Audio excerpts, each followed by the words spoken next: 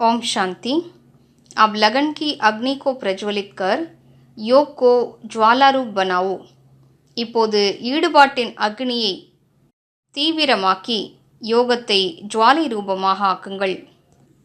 कई बच्चे कहते हैं कि जब योग में बैठते हैं तो आत्माभिमानी होने के बदले सेवा याद आती है। சில குழந்தைகள் நான் யோகத்தில் அமரும்போது ஆத்மாபிமானி நினைவுக்கு பதிலாக सेवई निனைவுக்கு வருகிறது என்கிறார்கள்।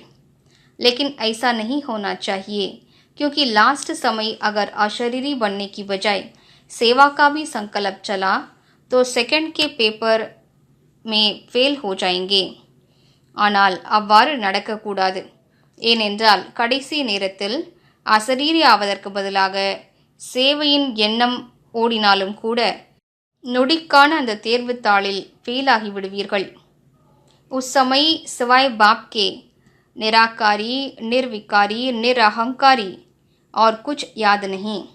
அந்த நேரத்தில் தந்தையை தவிர மேலும் நிராகார, விகாரங்களற்ற, அகங்காரமற்ற நிலையை தவிர வேறு எந்த நினைவும் வரக்கூடாது।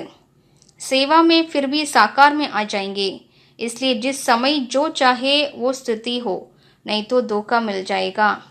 சேவையில் நீங்கள் சாக்காரத்தில் தானே வந்து விடுகிறீர்கள்। எனவே எந்த நேரத்தில் எந்த மனநிலையை அடைய விரும்புகிறீர்களோ அந்த நிலைதான் இருக்க வேண்டும்। இல்லையென்றால் ஏமாற்றம் கிடைத்துவிடும்। ஓம் சாந்தி।